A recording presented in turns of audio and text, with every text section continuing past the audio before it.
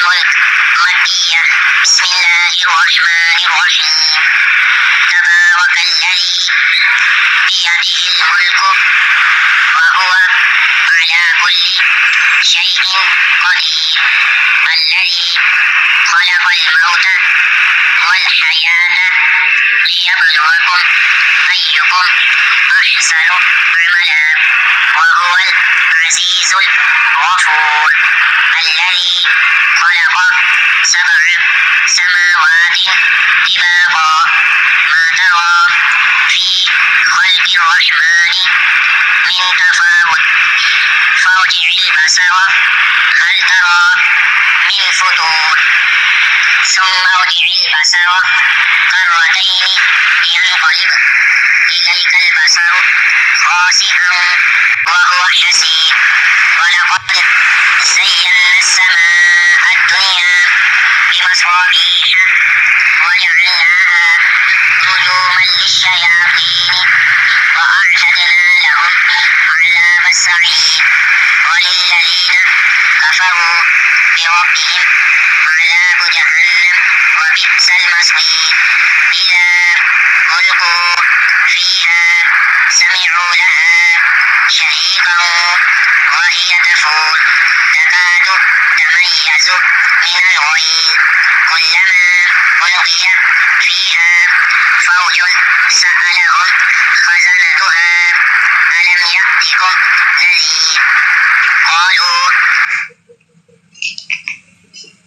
بلى قد جاءنا نذير فكذبنا وقلنا ما نزل الله من شيء إن أنتم إلا في ضلال كبير.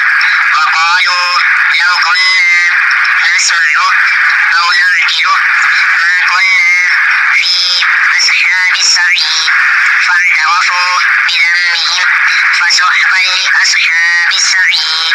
إن الذين يخشون ربهم بالغيب لهم مغفرة وأجر كبير.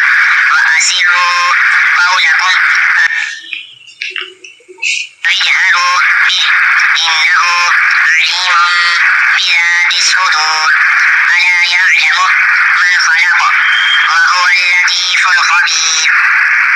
هو الذي جعل لكم الأرض ذلولا فامشوا في مناكبها وكلوا من رزقه وإليه النشور.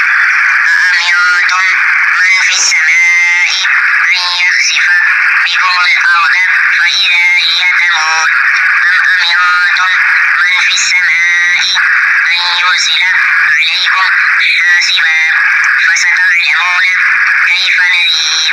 ولقد كذب الذين من قبلهم فكيف كان نكير.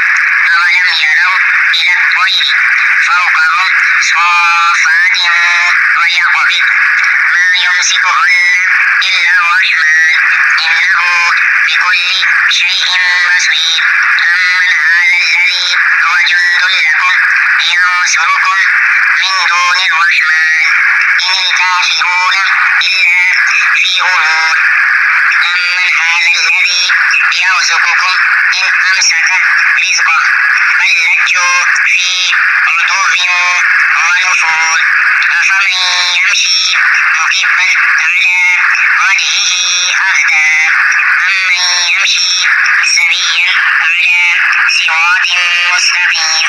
قل هو الذي أنشأكم وجعل لكم السمع والأبصار والأفئدة قليلا ما تشكرون. قل هو الذي ذرأكم في الأرض وإليه تحشرون. ويقولون متى هذا الوعد إن كنتم صادقين.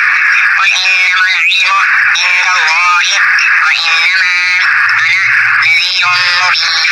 فلما رأوه زلفة سيئت وجوه الذين كفروا وقيل هذا الذي كنتم به تدعون.